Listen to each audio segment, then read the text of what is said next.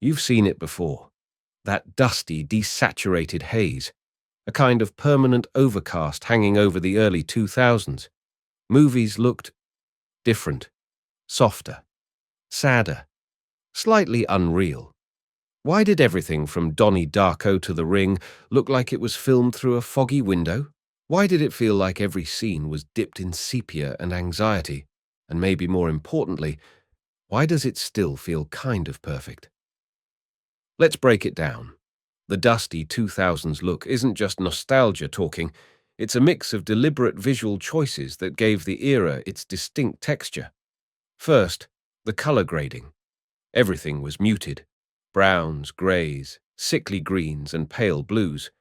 Think The Bourne Identity, Children of Men, A Beautiful Mind, Collateral, 28 Days Later. It's like the world had been drained of energy. Second, softness. Lenses were often diffused.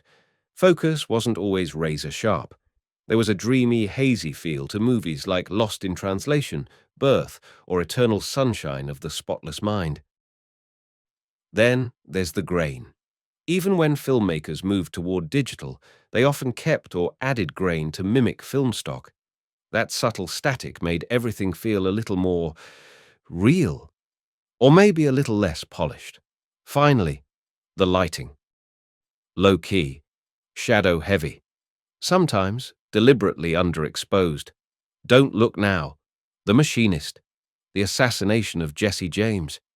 These movies weren't afraid to keep us in the dark, literally. So why did this look dominate the 2000s? Part of it is the cultural mood. The early 2000s were marked by uncertainty. Post 9/11, the world felt unstable and alien. Instead of reacting with glossy escapism, a lot of filmmakers leaned into ambiguity. They made us feel the tension, even visually. Movies like Zodiac, Syriana, or The Constant Gardener weren't afraid to feel heavy. Even genre films like The Ring or Silent Hill used their visuals to create unease, not just scares. Then there's the technology. Digital cinematography was still new. It wasn't sharp or hyper-clean like it is today. Color grading was evolving, and sometimes it showed. Rather than polish the imperfections out, directors leaned into them. And finally, there was the influence of indie aesthetics.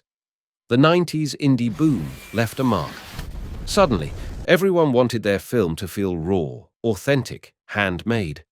Directors like Michel Gondry, David Fincher, Sofia Coppola, and Spike Jonze brought music video surrealism and analog textures into feature films. Even big studio movies, like Minority Report or Batman Begins, looked like they'd been filtered through an art school zine. Compare that to now. Today, everything is sharp. Everything pops. The blacks are deeper. The highlights are glowing. Modern films are clean. Think Dune, Tenet, Barbie, or your average Netflix original. You're watching perfection, but it can feel distant. Television, too, has leveled up. Shows like Succession, The Last of Us, and Euphoria often look better than 2000s movies ever did. But there's something missing. Compare Eternal Sunshine of the Spotless Mind to Palm Springs, Donnie Darko to Stranger Things, Legally Blonde to Barbie. One feels like a memory, the other feels like a product. Maybe it's nostalgia. Maybe it's the emotional haze of memory. Or maybe the world really did feel dustier back then.